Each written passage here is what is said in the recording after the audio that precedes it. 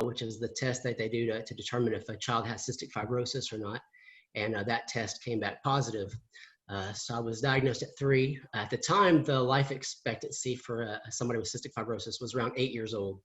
And they told my mom at the time I was diagnosed, I probably wouldn't live past adolescence. But of course I did. And growing up, really, I really wasn't affected by cystic fibrosis.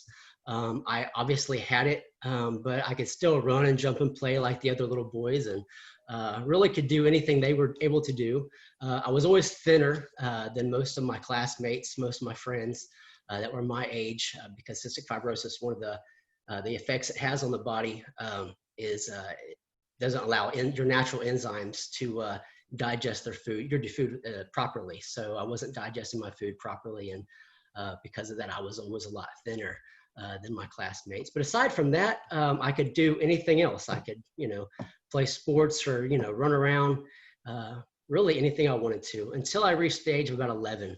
And that's when I developed pneumonia for the first time, and I had to be hospitalized for a while for that.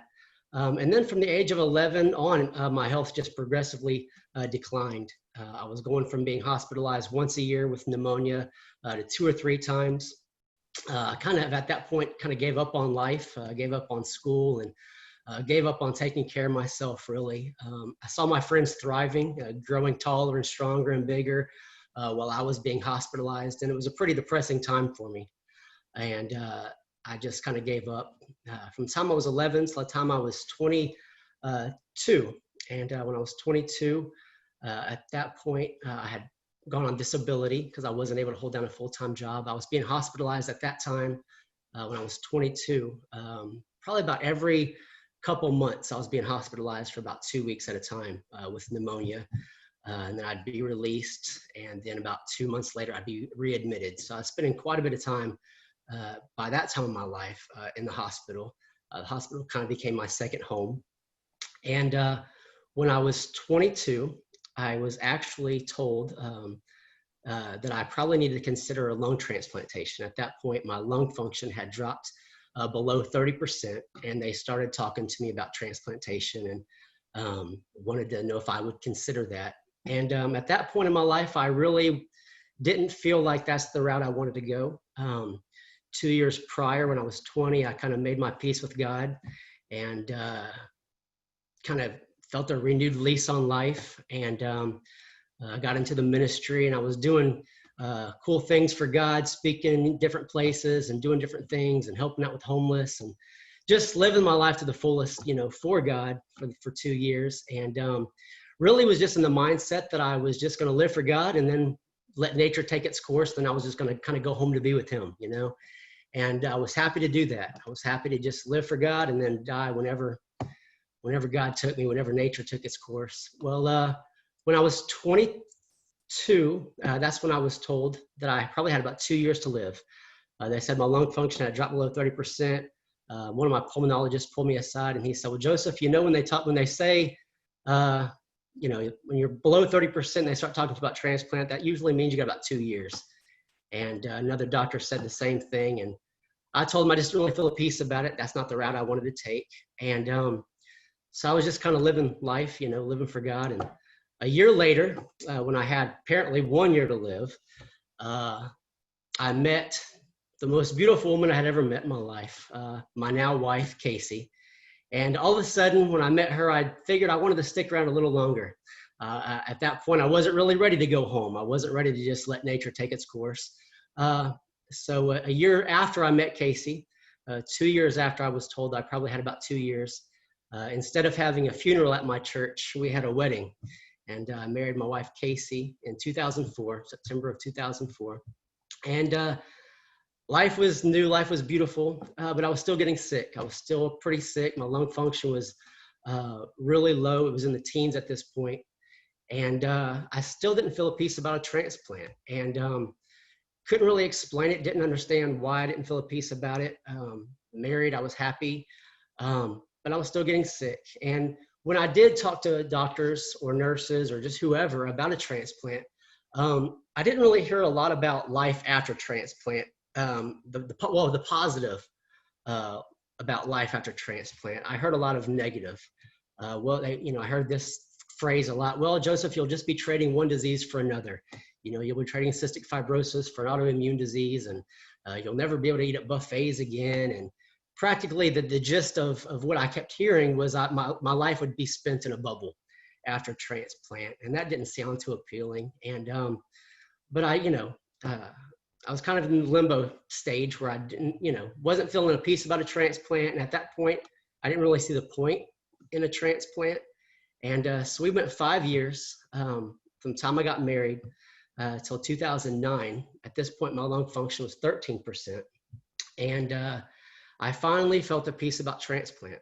And so I called up the doctors, and they kind of rushed me through the evaluation process. And one thing that really helped my wife, Casey, and I feel a lot better about the transplant was we met with the surgeon who was going to perform the transplant, Dr. Force at Emory, and the beginning of 2009. And July of 2009. And we asked him, how long is it going to be before cystic fibrosis affects the new lungs after transplant? And he kind of looked at us funny, and he said, cystic fibrosis is never going to affect those lungs. And we were kind of shocked because we had been left with the impression, by a few people that, that the disease would affect the new lungs. And he just kind of explained to us that since cystic fibrosis operates at a molecular level, that it would never affect these new lungs. And that really gave us a lot of peace. And so anyway, long story short, they rushed me through the evaluation process to get a transplant. I was listed for transplant on July 23rd of 2009. And 2 weeks later, I got the call to come in for transplant, and went into Emory. It was in the middle of the night. The surgery lasted, I believe, about 8 hours. And I was in the hospital for about 3 weeks after that. And I was released. And for the first time in my life, I was able to do things. Well, for the first time since I was about 10, I was able to do whatever I wanted to do. I had a new lease on life. I was hiking, I was fishing, I was playing tennis and racquetball. I was finally able to just experience life, and it was amazing. It was an amazing feeling. Before the transplant, when my lung function was in the teens, I couldn't even walk to the mailbox without having to stop a few times from the house to the mailbox to just take a breath and collect my breath and get the energy to move on, just a few more steps and just to stop again. Well, after transplant, I was just running to the mailbox just because I could, no reason other than I could. And life was just beautiful, and I was finally able I was 31 at this point, and I was finally able to be the man, of the house, as far as like being the provider and finding a job and working like I always wanted to do. Prior to this, I was in the ministry, but it was always on a part-time basis because I was constantly hospitalized and wasn't able to hold down a full-time job, especially one, with benefits and everything that comes with it. And so my wife was kind of left having to, have the jobs with the insurance and the benefits and all that. And I always felt bad about that. And so finally I could look for a job, and I ended up working for the airlines. And we wanted to start a family, my wife and I. So we adopted 3 amazing kids, Alexis, Brian, and Alyssa. We adopted them in April of 2016. And, I was working, healthy, hiking, playing different things, doing different things, and just enjoying life. And we had a family, and just started a family. And on one of my hikes, about just a few weeks after we adopted the kids in April of 2016, I was on one of my annual hikes with some friends. And we were climbing this one little mountain or a little hill that we had climbed years, previous, many times. And for the first time, I was just really out of breath, and I couldn't explain it. And I just felt really sick, didn't really have the breath to do anything on that trip. So my buddies and I cut that trip short, and I went back to Georgia, went to the doctor immediately, and they started treating me for infection. They did a pulmonary function test, and prior to this, my lung function was 100%. It was just great. Nothing but good results from the doctor. But when I went on this hike, started feeling sick, came home, went to the doctor, they did a pulmonary function test, and seemingly overnight, my lung function had dropped to 45%. And so they started treating me for infection. They didn't really know what was going on, so they just put me full of antibiotics. And a few weeks after that, they realized I was in rejection. My body was rejecting these new lungs after 7 years of just perfect health and no issues whatsoever. My body was rejecting the lungs. They couldn't explain it. I couldn't explain it. Didn't know what was going on. But they hospitalized me again for rejection. They started doing IVIG infusions to try to stop the rejection where it was. But then just a couple weeks after that, at the end of July of 2016, my lung function had gone from 45% at the beginning of the month to 19% at the end of the month. And so my lung function was just declining pretty rapidly. And around the same time, I got rushed to the ER because I just couldn't breathe, couldn't catch a breath. My body was just acting really crazy. My wife took me to the ER, and they slapped me into the ICU. I had a fungal infection. I had developed a fungal infection that was, well, before the fungal infection, they actually had listed me for a transplant. They listed me for a transplant. They were going to just do one lobe because they thought the 2 lobes was going to be maybe a little risky. They weren't really used to at Emory doing 2 lungs, and they thought it would be best just to try to do 1 lobe. So when my lung function had dropped and they thought I just had an infection, they realized I was going through rejection. They just planned on doing 1 lobe. So they listed me for a transplant, a second transplant, just 1 lobe this time. Well, then I developed a fungal infection. So I had to go back. But then I developed a fungal infection. And they realized that the fungal infection was eating cavities in my lungs. And so they unlisted me. They deactivated me from the transplant list. And we really didn't know what was going to happen at that point. And new family, new house. We had just closed on a house that month in July. And here I am, 19% or lower lung function, fungal infections, eating cavities in my lungs, and no longer on the transplant list. So that was a pretty scary moment for my family. And so they finally kind of got me stable. And then they decided they were going to list me again for a double lung transplant because I had the fungal infection. They didn't want to risk just taking 1 lobe out, putting a new lobe in, and then having my old lung from the other side infecting the new lung. So they decided to just re-enlist me for another bilateral lung transplant. So in January, I had to be reevaluated for a transplant. It had to make me finish a 6-minute walk, which was super hard. But I got through it. I finished the 6-minute walk to be listed for a second bilateral lung transplant. And so I was listed in January of 2017. And about 2 months later in March 13th, I got the call to come in for the second transplant. And this one lasted a little longer. They said because of the scar tissue, it was a little bit harder to get in, and just some other issues that they had during surgery. This surgery took about 12, 13 hours, whereas my first transplant took 8 hours. Coming out of surgery was a little more rough, whereas the first surgery, I pretty much just bounced back immediately.